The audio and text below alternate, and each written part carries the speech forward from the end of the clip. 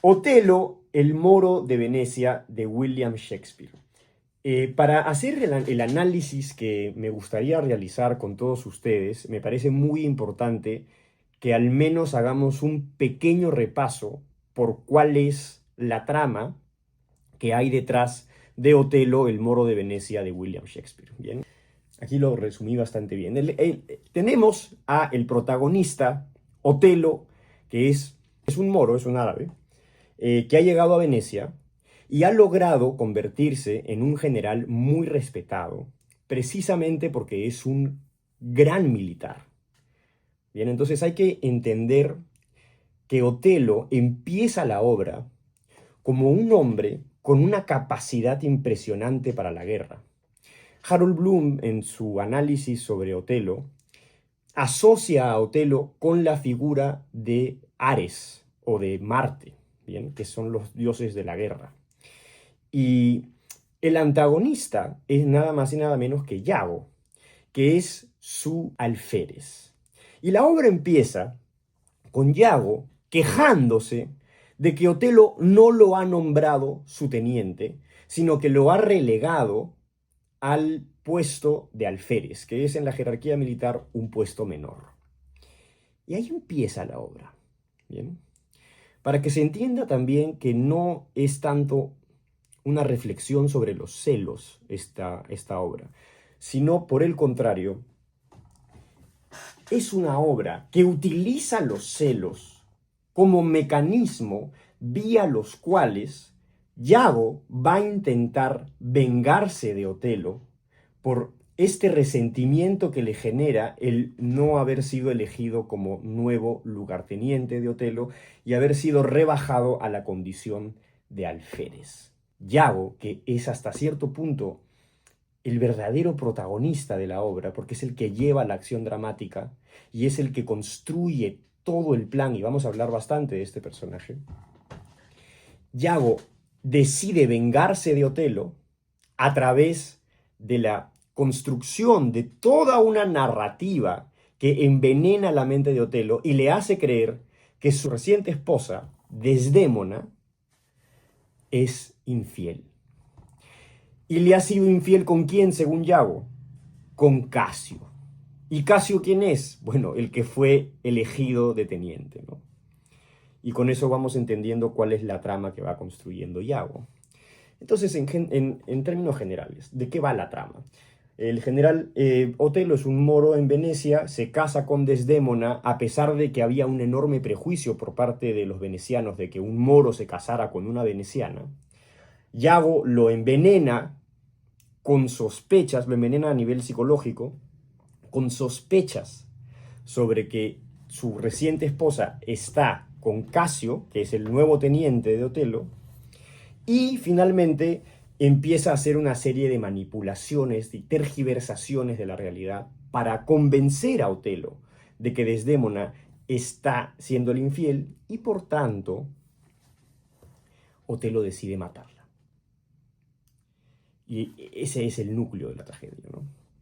Cuando Iago termina por corromper la mente de Otelo, Otelo enloquece, pierde su suelo simbólico y decide que la única solución para esta traición, para este adulterio falso, porque Desdémona es la pureza encarnada, es el asesinato de su propia esposa, ¿no? Y con eso llegamos al quinto acto. Todo el segundo, tercer y cuarto acto es cómo Iago va construyendo la mentira. Y finalmente en el quinto acto, Otelo asesina a su esposa por creer que era infiel. Bien, hasta ahí pues tenemos un breve resumen de qué va la historia de Otelo. Bien, y ahora voy a intentar hacer un desentrañamiento de qué es lo que verdaderamente hay detrás de esta trama. Porque lo que acabo de narrar no es otra cosa que la anécdota, ¿bien? La anécdota de la obra de Otelo. Pero cuando uno lee una obra, y sobre todo cuando tiene entre manos una obra como una de Shakespeare, tiene la posibilidad de tratar de usar una suerte de rayos X que nos da la capacidad de interpretar la obra y tratar de ver cuáles son los lineamientos que están por detrás de la obra y que hacen que esta obra tenga una potencia inimaginable, que va mucho más allá de la anécdota. ¿Bien? Entonces, ¿qué podemos saber de Otelo? Lo primero es que hay una primera versión, que es de Gil Ecatomiti, es el capitán moro de Cintio, que Shakespeare no plagia, ¿no? Pero agarra una historia popular, que era la historia del capitán moro que enloquece y mata a su esposa, pero le da una profundidad que ningún otro autor había tenido hasta ese momento, ¿no? Y ahí está la genialidad y la importancia de Shakespeare. ¿Cuál es mi tesis con la que quiero empezar a trabajar y a tratar de desarrollarla a lo largo de esta clase?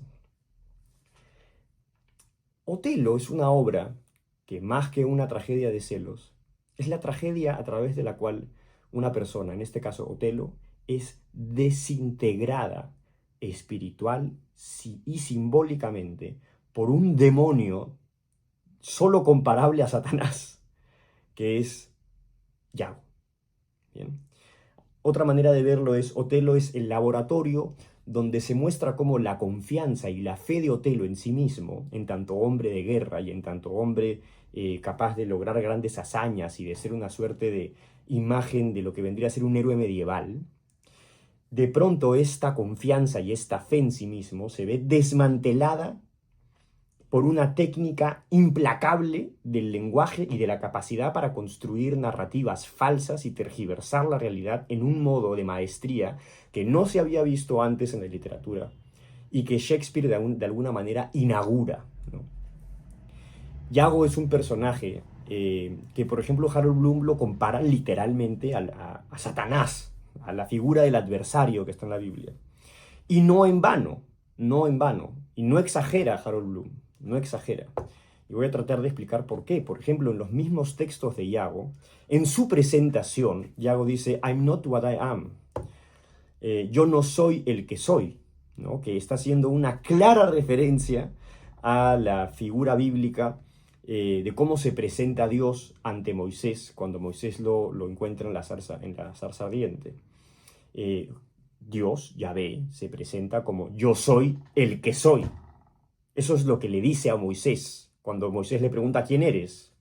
¿O qué eres? Y Dios responde, yo soy el que soy. ¿Cómo se presenta Yahweh a sí mismo? I'm not what I am. Yo no soy el que soy. Entonces ya ahí tenemos una primera prueba que está en el mismo texto. Voy a tratar siempre de remitirme al texto, que demuestra que Shakespeare era muy consciente de que estaba construyendo a Iago como un arquetipo luciferino como mínimo. ¿Bien? Y otra cosa muy importante de Iago. Iago dice que la razón por la cual quiere destruir a Otelo, que en realidad de eso trata la obra, de la desintegración de Otelo, la desintegración espiritual de Otelo por parte de Iago, a través de los celos, obviamente. La razón por la que Iago decide vengarse de este hombre, de Otelo, es porque él era su alférez, iba a ser ascendido a teniente y finalmente le dieron el puesto de teniente a otra persona. Y por eso se va a vengar. Ahora, cuando uno analiza bien, esa excusa que da Iago es un poco parecida a las excusas que da el Joker en la gran película de Christopher Nolan que se llama El Caballero de la Noche. Si ustedes se dan cuenta, el Joker en varias ocasiones da diferentes versiones de por qué hace lo que hace. ¿Bien? Hay una escena en la que lo van a asesinar y sale de la bolsa y empieza a contarle por qué tiene unas cicatrices, ¿no? Y luego en otra escena da otra versión sobre por qué tiene estas cicatrices. ¿Por qué hace esto? Porque en realidad la maldad y el espíritu caótico del Joker no necesita una motivación, digamos, mundana de por qué ejercer el caos y por qué destruir y por qué ejercer el mal. En realidad, como el mismo Alfred le dice a Batman, que está interpretado por Christian Bale y Alfred por Michael Caine, le dice, hay gente que solamente quiere ver el mundo arder. ¿Bien? Ese es exactamente el arquetipo que está detrás de Iago y hasta cierto punto, sin temor a equivocarnos, el Joker es un hijo de Iago. ¿Okay? Si hacemos un trazo de literaturas arquetipales, en las que Batman evidentemente está dentro, el Joker es un hijo directo, o sea, es hijo directo de Iago. Así como también Baelish o el Littlefinger en Juego de Tronos, así también como Ramsay Bolton en Juego de Tronos. Esos tres personajes son hijos directos de Iago. ¿En qué comparten? Que tienen un placer perverso por hacer el mal. El único que tiene motivos medio ambiciosos es Lord Baelish, ¿no? Peter Littlefinger. Pero Ramsay Bolton y el Joker son dos personajes que no tienen ninguna necesidad mundana para hacer el mal. Lo hacen porque lo disfrutan. ¿Bien? Y en este caso Iago también pertenece a ese tipo de persona psicopática. Pero en el caso de Iago, lo que vemos es en realidad algo más complejo que un mero psicópata. ¿Bien? Y ahí también entra la figura de la capacidad de Shakespeare para construir personajes que hasta ese momento en la literatura no tenían un nivel de autoconciencia tan grande como lo tienen los personajes de Shakespeare. Empezando por Hamlet, por supuesto, ¿no? Pero Iago es también uno de ellos, y Próspero también, y Macbeth también. En general, Cleopatra también, por ejemplo, Rosalinda también. Entonces, ¿a qué me refiero con que los personajes de Shakespeare tienen una enorme autoconciencia?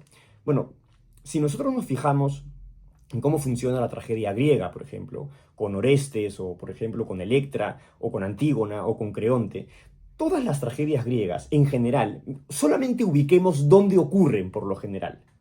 Ocurren siempre fuera de palacio. Edipo Rey empieza con Edipo entrando a Tebas, o sea, saliendo de palacio, que es el palacio donde gobierna, a dar un discurso. Y la mayoría de cosas suceden en ese plano. Por lo general, en las tragedias griegas, todo lo que importa de ver del personaje es su relación con la polis, es decir, con la comunidad.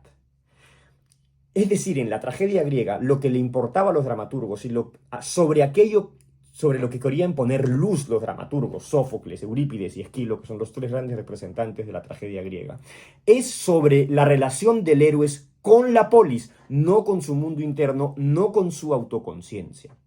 ¿Bien? ¿Por qué? Porque al final la tragedia griega era un evento político, religioso, en el cual tú ibas al teatro para aprender a ser un ciudadano, básicamente, ¿no? Entonces, tú veías a los héroes y veías las consecuencias que las acciones de los héroes tenían sobre la comunidad, que podían ser devastadoras o positivas. Y por eso es que el teatro griego, por lo general, enfoca la acción en circunstancias que no son en la intimidad de la alcoba del personaje. ¿Bien? Eso en la tragedia isabelina cambia. Y por ejemplo, empezamos a tener soliloquios en los cuales los personajes de Shakespeare reflexionan sobre sí mismos y empiezan a construir su identidad mientras ejercen la acción. Entonces, la acción y el destino de los personajes de Shakespeare ya no está fundamentado, como en la tragedia griega, en la relación del personaje con Dios o con los dioses y con su destino que ya está previamente escrito por el oráculo de Delfos o el oráculo de Apolo, sino que, muy por el contrario, en las tragedias shakespearianas, el destino del personaje se va construyendo a partir de su propia subjetividad, a partir de su propio mundo interno, el cual se va enriqueciendo y se va complejizando a lo largo de la obra, de manera cada vez más profunda y más profunda y más profunda. El caso excepcional y el caso en el cual la autoconciencia llega a un nivel ya casi hipertrofiado es Hamlet. Pero en el caso de Iago también hay un nivel de autoconciencia brutal, hasta el punto de que Iago, en la obra Otelo, no es más, no, es hasta cierto punto el director de la misma obra. Y por eso tiene una relación tan directa con el público y nos coloca a nosotros como público en una situación de extrema tensión, porque nosotros sabemos, cuando leemos y cuando vemos la obra, que Desdémona es inocente. Y no solo es inocente, sino que es, de nuevo, es literalmente el arquetipo de la Virgen María. ¿bien? Es una mujer que está dispuesta a sacrificarse absolutamente por su marido. Hasta el punto de que hoy en día lo veríamos como una mujer sumisa, pero es que es una mala lectura, no es una mujer sumisa. Es una mujer que está entregada a su rol de una manera que hoy es difícil de entender, pero sin embargo existe. Y se demuestra, por ejemplo, en que cuando Desdémona muere, hay un momento muy curioso, que es que cuando Otelo ya la asesinó, después de que Desdémona ha rogado por su vida, pero ya no puede operar su verdad, porque Yago ha terminado de contaminar de manera total la mente de Otelo. Cuando Desdémona finalmente muere, llega Emilia, que es la esposa de Yago, y que ha tenido una participación muy ambigua en este crimen, y que finalmente va a salir en defensa de Desdémona, ¿no? Con una escena extraordinaria que le hacía Andrea Alvarado en la obra de que hicimos en Exconexo, ¿no? ¿Y qué pasa al final? Desdémona debería haber muerto, ¿bien? Y Emilia entra y ve porque Emilia era la sirvienta de Desdémona, y ve a Desdémona muerta y pregunta a Otelo, ¿pero qué ha pasado? ¿Quién la ha matado? Y Otelo no sabía qué responder, y en ese momento Desdémona, en la obra original, es como que retorna a la vida por un momento, como que estaba agonizando, no había muerto del todo, y Otelo entra en crisis, y Emilia le pregunta, señora Desdémona, ¿qué ha pasado? ¿Quién le ha hecho esto? Y Desdémona, que tendría toda la facultad para entregar a Otelo y decir la verdad, dice, nobody, I myself, yo misma, yo misma me maté. Y Otelo entra en crisis después de eso, ¿no? Porque ahí además se revela la verdadera profundidad espiritual de Desdémona y su pureza y su inocencia. Una inocencia que lamentablemente ya no puede cambiar el destino fatal de la propia Desdémona, ni el destino fatal de Otelo. Pero de todas maneras es una muestra de cómo esta mujer está dispuesta a llevar su rol de piedad y de mujer que se entrega y que se sacrifica por su marido, y que está siempre dispuesta a creerle, incluso en la situación más absurda y más ridícula, por una cuestión de un amor desbordante que solo puede compararse a Cristo en la cruz diciendo, perdónalos que no saben lo que hacen. Entonces ya, para mí en ese momento Desdémona pasa al nivel de santa ipso facto, ¿no? O sea, en el instante en el que absuelve a Otelo en su lecho de muerte, ¿no? Pasa a ese otro nivel, ¿no? Que Shakespeare logra siempre esa transformación de los personajes cada vez en figuras con una vida interna muy turbulenta y al mismo tiempo también quizás muy luminosa, ¿no? Entonces, vamos ya un poco planteando cuáles son las líneas generales de esta tragedia. Volvemos al centro, al núcleo que estamos planteando, y vamos a seguir tratando de identificar hasta qué punto esta tesis tiene sentido, ¿no? ¿Cuál es la tesis para los que quizás se acaban de unir? Otelo, más que una tragedia sobre celos, es la tragedia en la cual Yago, que es un agente del caos, decide destruir espiritualmente a Otelo, poco a poco. Hay una cosa muy interesante que también es muy importante para entender a Shakespeare. Shakespeare es hasta cierto punto una bisagra entre el mundo medieval y el mundo renacentista moderno, que hasta cierto punto nos sigue constituyendo. Por eso Shakespeare sigue siendo tan vigente, porque Shakespeare es hasta cierto punto un profeta de la modernidad. Esto es absolutamente clave entender esta figura de que, ¿qué pasa con Shakespeare? Cuando tenemos la idea de Shakespeare como un profeta de la modernidad, estamos atendiendo a este giro epistemológico que se da entre el mundo medieval y el mundo renacentista. Entonces, el mundo medieval está, de alguna manera, ordenado a partir de que el hombre está en relación con un cosmos que está regido por toda una visión, en este caso hipercristiana, que le da sentido a la presencia del ser humano. Entonces el hombre no es el centro, sino que el centro es Dios, básicamente. Y el hombre tiene una capacidad para acceder a contemplar el trabajo de Dios a través de su razón. ¿Bien? Pero la razón, por ejemplo, en Santo Tomás de Aquino, está siempre subordinada a la fe. Entonces, hasta el medioevo, hay una subordinación de la sociedad a una suerte de jerarquía que ordena, que da fe, que da sentido, que da propósito, y evidentemente también su lado oscuro es que está todo muy rígido, ¿no? O sea, tú naces campesino, mueres campesino. Si naces rey, mueres rey. Y las clases están perfectamente bien estamentadas, en relación, por ejemplo, también a la manera en la que concebía Aristóteles el orden social, ¿no? Que el rey debía ser algo así como la cabeza, y finalmente los campesinos eran como el estómago, los esclavos los pies, ¿bien? Que es algo que a nuestro espíritu moderno pues, nos parece repugnante, pero era un orden que a partir principalmente del descubrimiento de América, la peste negra, que destruye a Europa de una manera devastadora y hace que todo el proceso productivo colapse hasta cierto punto y hace que se nivelen un poquito los estamentos, ¿no?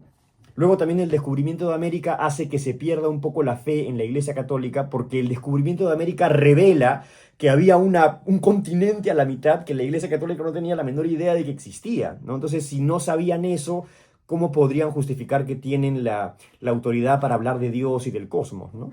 Luego también el proceso de reforma y la reforma protestante, que genera un cisma radical en la Iglesia Católica, también desestabiliza todo el orden según el cual se concebía el ser humano a sí mismo.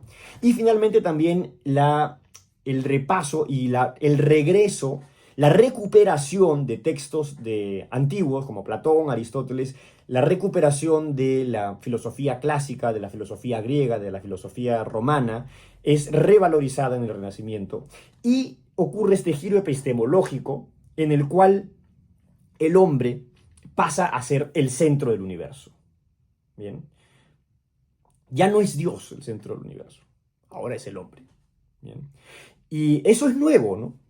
Y lo que hace Shakespeare, y por eso es un profeta fundamental, y por eso siempre hay que volver a él casi como los cristianos vuelven a la Biblia, de verdad, lo digo muy en serio, es un profeta porque Shakespeare identifica con su intuición artística cuáles son los peligros de ese giro epistemológico que se ve, por ejemplo, en Descartes o que se ve en Bacon, ¿no? Y ese giro epistemológico consiste en que ahora, dado que el hombre es el centro, pues entonces la presencia de Dios como que ya no tiene mucho sentido, ¿no? Y por tanto todo el orden medieval empieza a, bueno, perder consistencia, ya no sirve para explicar los fenómenos del mundo. Aparece la ciencia, aparece la revolución industrial, aparece el progreso, aparece la idea iluminista también de que el hombre lo puede todo, ¿bien? De que el hombre es capaz de todo. ¿Y qué hace Shakespeare? ¿Y por qué esta obra, Otelo, nos permite entender este proceso de una manera que quizás ninguna otra obra lo permitiría? Voy a tratar de explicarlo de la mejor manera. A ver, Otelo representa hasta cierto punto un héroe medieval, ¿bien? En el primer acto, lo que tenemos es que Otelo está en Venecia, ¿bien? Y en Venecia todo opera con restos de una cierta sacramentalidad medieval, ¿no? Entonces, ¿qué pasa? Que cuando Otelo se casa con Desdémona, el papá de Desdémona pone el grito en el cielo porque Otelo es un forastero, es un moro, ¿ya? Y hay muchas referencias a que Otelo es negro y que por tanto entonces no debería casarse con Desdémona, que es una veneciana italiana. Bueno, Italia no existía en ese momento. Y finalmente, el padre de Desdémona se va donde el dux de Venecia, que era la máxima autoridad, y exige un juicio contra Otelo, que ya era un general muy importante, ¿no? ¿Y qué hacen los nobles de Venecia? Bueno, citan a Otelo, ¿no? Y le dicen, oye, Otelo, el padre de Desdémona, que es un tipo muy importante, un hombre muy poderoso en Venecia, con mucho respeto, etcétera, está diciendo que has hechizado a su hija y que la has enamorado con brebajes y con hechizos satánicos y brujería para que finalmente ceda, y por tanto más o menos como que está acusándote de violación, ¿no? Y de haberte robado a la hija. ¿Es verdad eso, Otelo? Y Otelo tiene una primera gran exposición donde narra todas sus hazañas de guerra. Se presenta con el valor de su palabra, con su juramento, ¿bien? Con su presencia, y consigue que los nobles venecianos accedan a la historia que él está contando, que es que en realidad no embrujó a Desdémona, sino que simplemente se enamoró de ella, y que Desdémona se enamoró de él. Y se enamoró de él precisamente por las historias que le contaba, las historias de sus hazañas. Entonces, ¿qué tenemos aquí? Tenemos a un hombre, Otelo, que además, primero, es un tipazo. ¿Eh? Es un tipazo, el mismo Iago lo reconoce. Es un tipo generoso, liberal, hasta, no sé, debe ser un general hasta gracioso, como que tiene tacto con los soldados, querido, valiente, genio militarmente. Y que no es un militar tonto ni rígido, sino al contrario, ¿no? Por ejemplo, Laurence Olivier en su versión, Laurence Olivier fue un actor shakespeariano muy importante, presenta a Otelo, él hacía de Otelo, y empieza tocando la guitarra, creo, si no tocando la guitarra, como que con una rosa en la boca, recitando poesía. Un tipazo, un tipo con el que uno le encantaría tomarse una cerveza, ¿no? Y conversar. Porque te va a contar historias maravillosas de las hazañas que logró en las guerras y a la gente como la que tuvo que pelear, sus aventuras, etc. Entonces tiene Otelo una gran construcción medio medieval, así tipo como la que Don Quijote de la Mancha quiere crear sobre sí mismo, en la cual se presenta, y precisamente por esa presentación y por el valor de su palabra y de su historia, que eso es bien medieval, terminan por acceder los nobles y decir, bueno, papá de Desdémona, lo sentimos, pero consideramos que Otelo no ha embrujado a tu hija, sino que se han enamorado y por tanto el matrimonio tiene valor. ¿Qué significa eso? Que en Venecia hay, primero, testigos, hay un foro público, hay el valor del juramento, de la palabra. Lo que importa es la presencia, quién es, qué ha hecho, qué dicen. ¿Bien? Entonces, hay un régimen ahí de verdad que luego van a ver cómo se destruye precisamente por Yago y que hasta cierto punto está en relación con este giro epistemológico de la Edad Media con el Renacimiento. Ahora voy a explicar por qué. Cuando pasamos a lo siguiente, a la siguiente parte de la trama en la obra, lo que tenemos es lo siguiente. Le dicen a Otelo, bien, Otelo, te creemos, sabemos que no has hechizado a Desdémona, porque además entra Desdémona también y dice, oye, papá, de verdad sí estoy enamorada de él, etc. Le dicen a Otelo, bueno, aprobamos tu matrimonio, le damos visto bueno, pero Otelo, tenemos una guerra en Chipre, ¿no? Estamos en lucha contra el Imperio Otomano, que es el imperio de los turcos, y tienes que irte a Chipre. Y Otelo dice, muy bien, por supuesto, yo soy el general, voy a ir a Chipre, por favor permítanme llevar a mi esposa. ¿No? Y finalmente se van a Chipre. Todo el resto de la obra, que ya es en el segundo acto empieza con la llegada a Chipre, que llegan en plena tormenta además. No es en vano, ¿no? que pasen esas cosas en Shakespeare. En Shakespeare siempre lo climatológico, que está asociado un poco al cosmos, está en relación con lo que le pasa a los seres humanos que habitan la tragedia o comedia que Shakespeare está representando, ¿no? Llegan a Chipre con Yago, con Otelo, etc., con Casio también, que recuerden que Casio es a quien Otelo eligió como teniente a costa de Yago y por lo cual Yago quiso vengarse de Otelo. Entonces Casio es clave también, es muy importante. Llega Yago también con su mujer, que es Emilia, a quien tiene más o menos sometida, la trata mal, ¿no? Y Emilia es como... Emilia igual es un personaje muy curioso, porque de todas maneras, en varias ocasiones de la obra se ve que es bastante astuta también y que incluso pareciera que ha sabido cómo sacarle la vuelta a Yago, ¿no? Y incluso Yago también sospecha de que Emilia en algún momento se ha metido con Otelo y que se ha acostado con él, ¿no?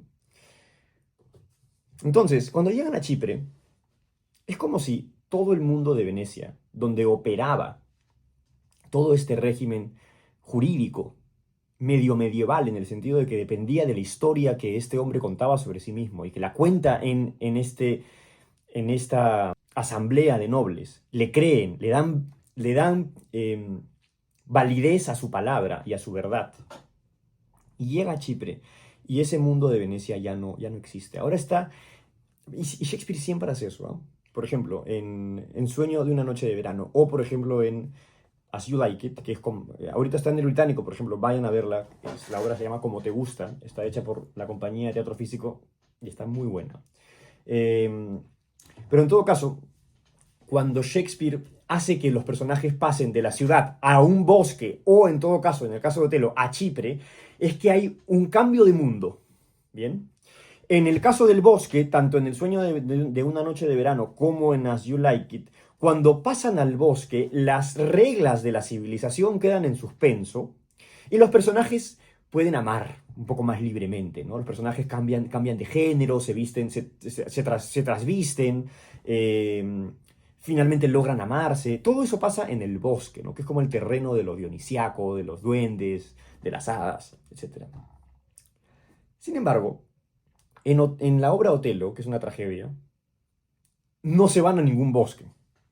Se van a Chipre, que es una isla medio perdida, donde Yago empieza a instaurar su reino de la mentira y de la corrupción. Hay una cosa muy importante que es alucinante y es una obra maestra de cómo Shakespeare logra que el lenguaje de Otelo se va a ir a lo largo de la obra, y esto lo explica muy bien Jan Cott en uno de sus libros analizando Otelo. El lenguaje de Otelo va a ir degradándose conforme Yago va contaminando su mente. Entonces, ya Otelo al inicio, en esta presentación en Venecia, habla maravillosamente bien. Es un tipazo, como les digo, no es un tipo que habla extraordinariamente bien. Y cuenta cosas estupendas, etc. Un gran orador. Pero conforme Yago va empezando a introducir la duda y la sospecha sobre su mujer, y con eso va introduciendo la duda sobre su capacidad simbólica para mandar, la idea de los cuernos es una idea que en esa época generaba una incertidumbre en si la hombría de esa persona a la que le estaban poniendo los cuernos seguía vigente. Y eso para Otelo pues era fundamental, porque es el general de un grupo de hombres. Usted tiene que mantener una posición. Y si siente que su mujer, a la que ama y con la que se acaba de casar hace una semana, siente de pronto la sospecha de que esta mujer puede estar traicionándolo desde antes de que empezaran a cortejar, y que Casio, que es su teniente, que lo tiene al costado, es el agente de esa traición y quien ha estado seduciéndola, y que además, porque Yago sabía que Casio había sido como que el bajo de Otelo cuando Otelo estaba seduciendo a Desdémona, ¿no? Entonces, para Otelo, la sospecha que Yago le introduce con maestría es destructiva.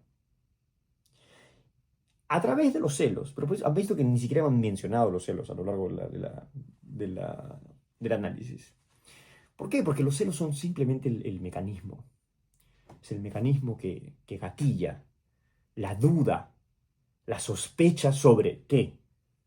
¿Será que toda la historia que yo he contado, la historia sobre mí mismo, la historia sobre este amor que tenía sobre Desdémona, la historia sobre Casio, que era mi teniente y en quien yo confiaba, ¿será que todo eso era mentira?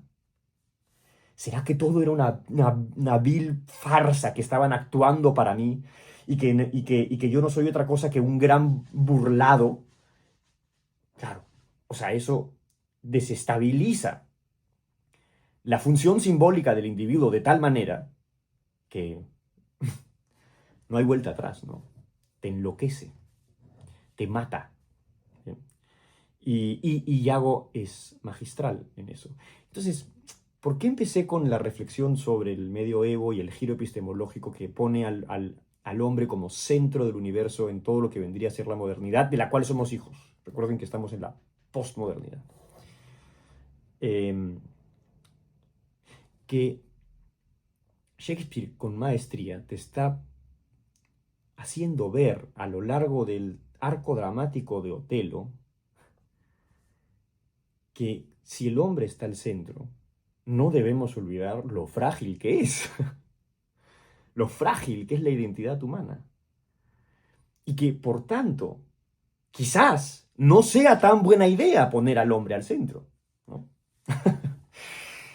Precisamente porque la modernidad, al poner al hombre al centro del universo, está no favoreciendo, pero permitiendo que los mecanismos de la modernidad, que son la despersonalización, la desacralización del mundo, como dice Max Weber, pueden ser utilizados por gente como Yago para pervertir la verdad, para corromper la verdad hasta el punto de que aquel que está contaminado por la influencia de un Yago puede llegar a cometer crímenes espantosos, como el que comete Otelo, ¿no? Por ejemplo,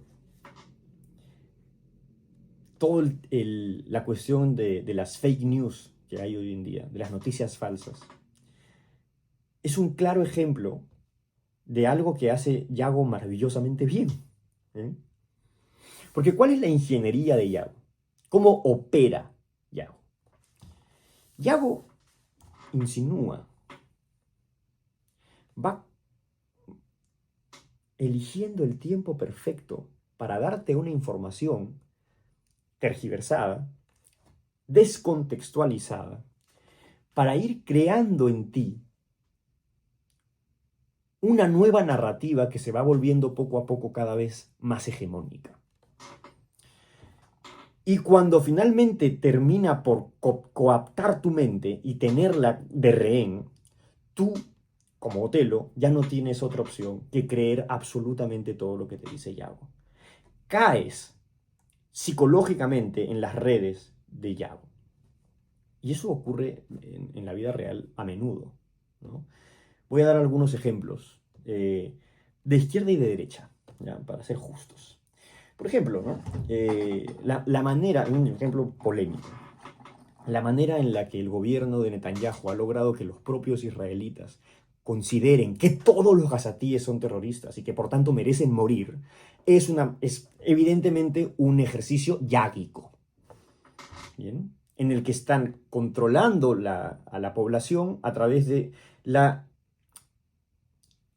manejan la información, manejan los medios de prensa y por tanto empiezan a construir una narrativa que hace que poco a poco todo un pueblo considere a otro pueblo como enemigos absolutos que deben ser aniquilados.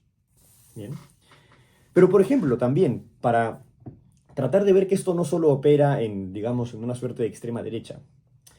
Si ustedes conciben el feminismo radical, por ejemplo, ¿qué hace el feminismo radical con la figura de la caballerosidad, por ejemplo? Te dice que no, es que en esa caballerosidad, que hasta el medioevo y durante muchísimo tiempo ha sido un signo de cortesía, de protección, de amor hacia la mujer, no es amor a la mujer, no es protección. En realidad lo que hay detrás de la caballerosidad es una opresión, un intento por someter a la mujer. ¿Y qué están haciendo con eso? Que parece muy inocente la manera de operar. En realidad están haciendo exactamente lo mismo que hace Yago con el pañuelo de Desdémona. ¿Bien? Porque una de las ingenierías más magistrales de Yago es hacerle creer a Otelo que ese pañuelo, que era un símbolo de amor para Otelo, en realidad es más bien el símbolo de que Desdémona lo ha traicionado. Entonces, ¿qué hace Yago? Lo mismo que hace el feminismo radical con la caballerosidad. Instauran en un elemento que antes era sagrado, porque la caballerosidad ha sido sagrada siempre, instauran un elemento corrosivo que va corrompiendo el símbolo hasta que lo vuelven parte de un instrumento con el cual construyen una hegemonía narrativa. Y eso también es yágico. Entonces tenemos el ejemplo de la extrema derecha y de una izquierda radical, en este caso feminista, ¿no? En ambos casos, la operación es muy similar a la que ejerce Yago con Otelo. Es una operación de transformación radical de la verdad a través de operaciones psicológicas que van destruyendo, minando la verdad simbólica del personaje, la visión que tiene de sí mismo, la visión que tiene de la realidad, y se va contaminando hasta que finalmente destruye espiritualmente al individuo, revelando la fragilidad interna de la identidad humana. Y por tanto, hasta cierto punto, advirtiéndonos Shakespeare hace 500 años del peligro de la modernidad. Y es un peligro que tenemos que tener muy presente, ¿no? ¿Qué se podría aprender de esto, no? sea, por ejemplo, ¿no? Si nos ponemos a pensar, ¿qué cosa podría haber hecho Otelo para no caer en las redes de Iago? Bueno, lo primero, ser un poco más paciente, ¿no? Darle crédito a la persona acusada antes de saltar a las conclusiones. Otra cosa muy importante que no hace Otelo es que empieza a confiar en solo una voz, en solo una versión de las cosas, que es la versión de Iago. Y no se da cuenta de que si él hubiese abierto su escucha a Casio y a Desdémona de manera directa, entonces la tragedia no hubiese ocurrido. Pero ahí falla Otelo, ¿no? Falla trágicamente.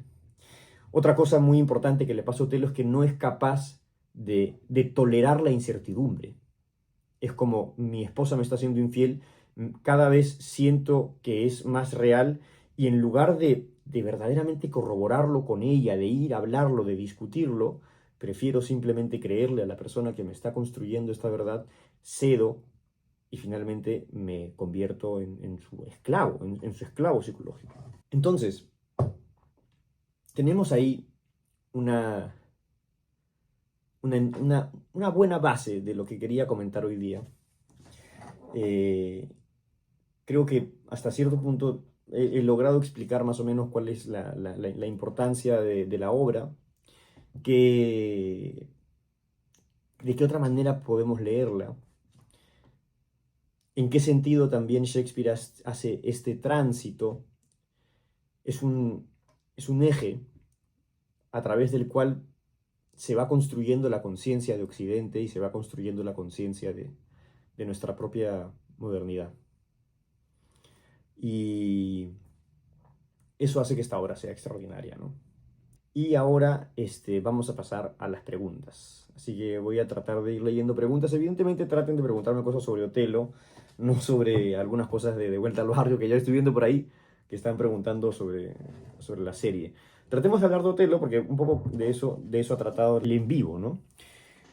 Bueno, muchas gracias por los comentarios bonitos sobre la obra que hicimos con Éxodo hace un tiempo. La verdad que fue una experiencia maravillosa. ¿Por qué se llaman tragedias isabelinas? Pregunta Valeria. Bueno, porque las tragedias isabelinas se dan durante la época de Isabel, ¿no? De Isabel I, si no me equivoco, que es una reina de Inglaterra que fue fundamental en la construcción de lo que luego va a ser el imperio anglosajón. Por ejemplo, eh, Marcelo Gullo, que es un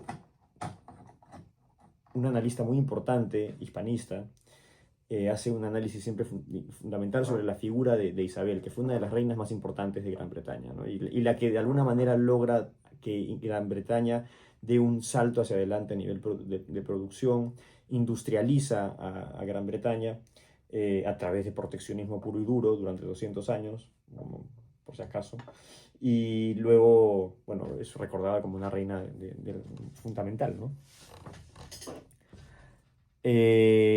Almudena pregunta, necesito saber por qué si Emilia dudaba de Iago no habló, dijo algo. Buena pregunta, bacán. A ver, voy a tratar de responder eso. La figura de Emilia es una figura muy interesante, muy ambigua. Al inicio pareciera que, o sea, nunca es consciente de lo que está haciendo Iago. Yo creo que por momentos puede sospechar de que Iago está haciendo alguna maldad, alguna astucia, digamos, alguna travesura, por así decirlo, pero creo que jamás se imagina este plan perverso que está ejerciendo su marido.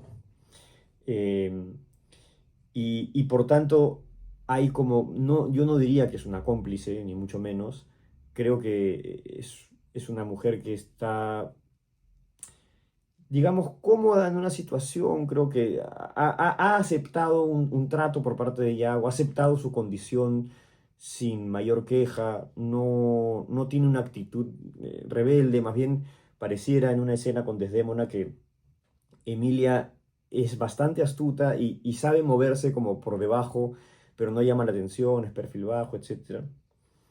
Y sin embargo, cuando Yago, en la escena final, cuando después de que Desdémona confiesa y dice que he sido yo la que me he matado, Otelo entra en una crisis tremenda y le revela a Emilia que fue él quien la mató, por infiel además. Y ahí es donde Emilia empieza a darse cuenta de que acá hay una trampa muy rara, ¿no? Y finalmente lo expone a Otelo en un acto de valentía que es uno de los más hermosos de toda la obra, ¿no? Eh, Yago es expuesto por su esposa y Yago la asesina enfrente de todos. Porque Emilia, en un momento, es la que le da el pañuelo a Yago. A Desdémona se le cae el pañuelo, que era el pañuelo, que es el pañuelo más importante de la obra, ¿no? Porque es el pañuelo que Otelo le había regalado a Desdémona y que simbolizaba su amor. Se le cae a Desdémona, Emilia, que es su sirvienta, lo recoge y tiene un pequeño monólogo donde dice, bueno, mi marido siempre ha querido este pañuelo, no sé por qué, se lo voy a dar, así me gano una gracia con él, ¿no?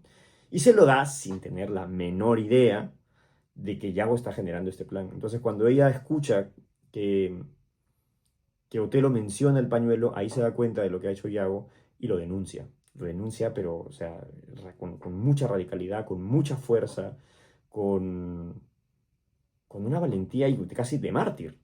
Pero claro, lamentablemente su confesión llega tarde, ¿no? Su revelación, su epifanía sobre lo que verdaderamente había pasado llega tarde, ya Desdémona está muerta, pero al menos produce una justicia poética, ¿no?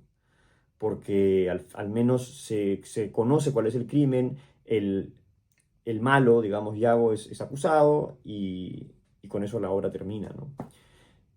Es interesante porque Yago, después de ser acusado y de que fracasa su plano, en todo caso lo descubren, eh, sus últimas palabras, que uno podría esperar que de alguna manera explique por qué hizo todo esto, porque le preguntan, ¿no? ¿Por qué has hecho todo esto? Y Yago lo único que dice es, no voy a decir absolutamente nada más.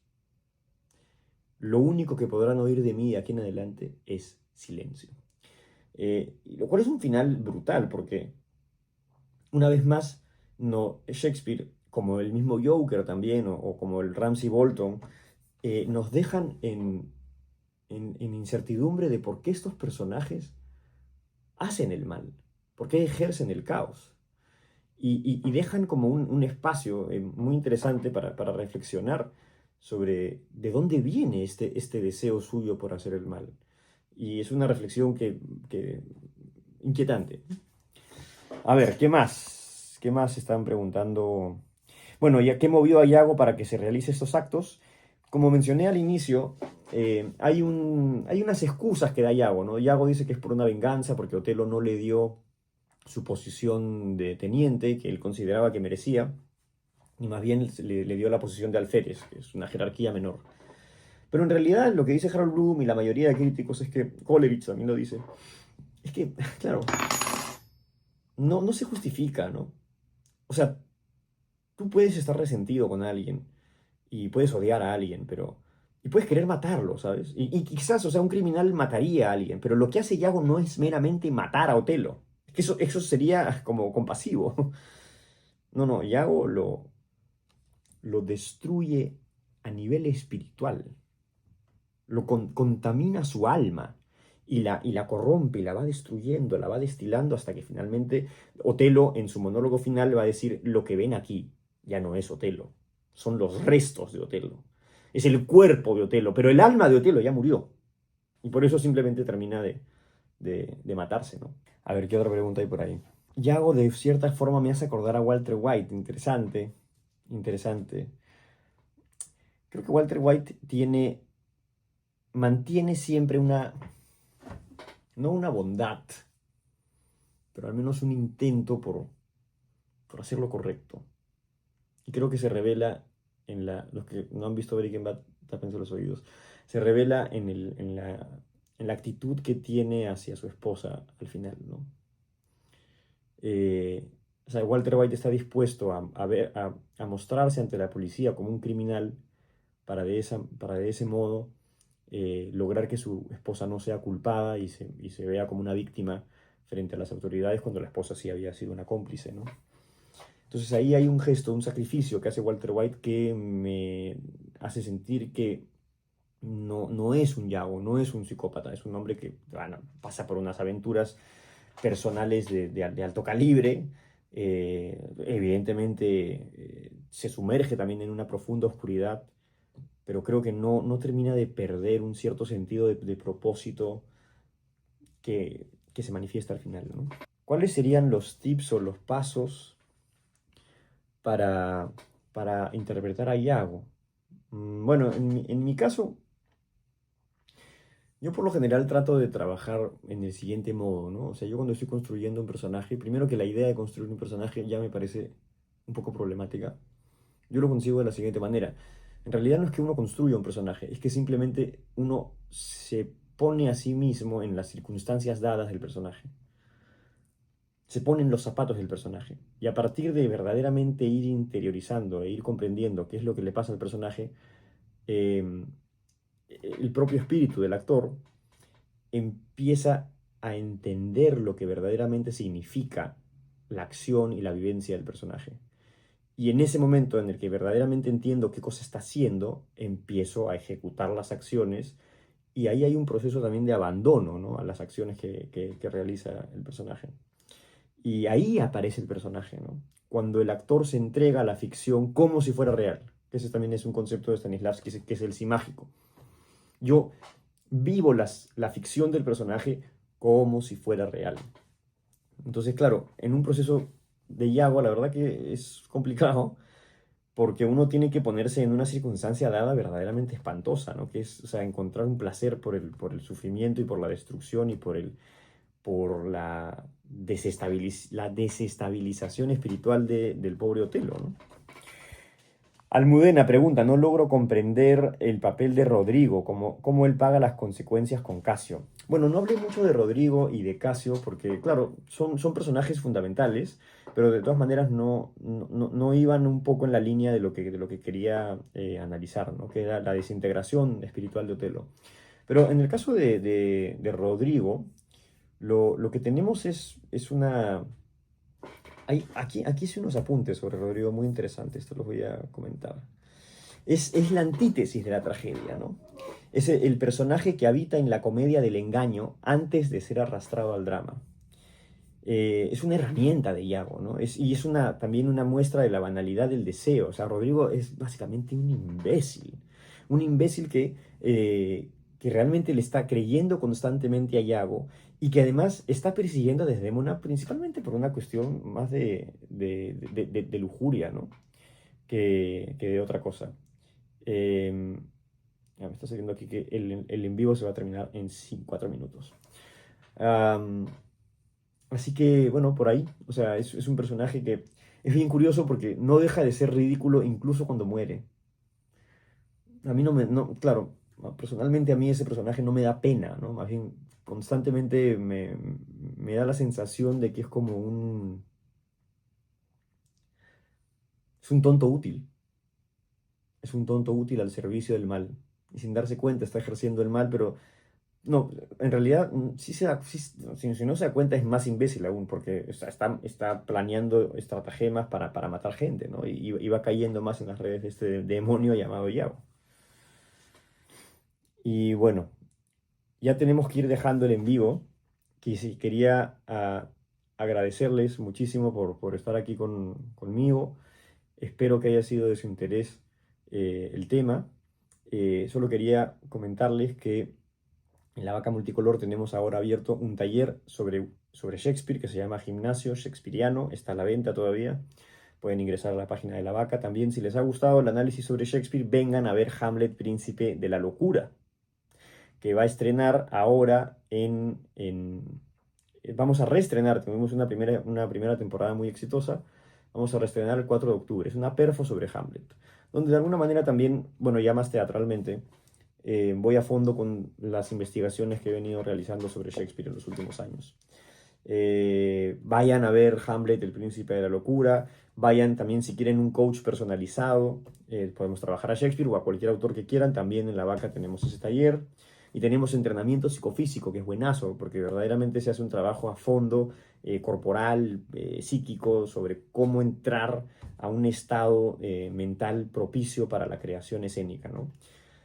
Así que pues nada, muchísimas gracias por sus comentarios, por sus preguntas. Perdonen si no puedo responder a todos, porque la verdad que es que hay muchas preguntas, estoy muy contento por eso. He tratado de responder algunas cosas que estaban en relación a Otelo. Entren a la página de la Vaca Multicolor, la.vacamulticolor, o escríbanos al WhatsApp 937-214-825. Apunten.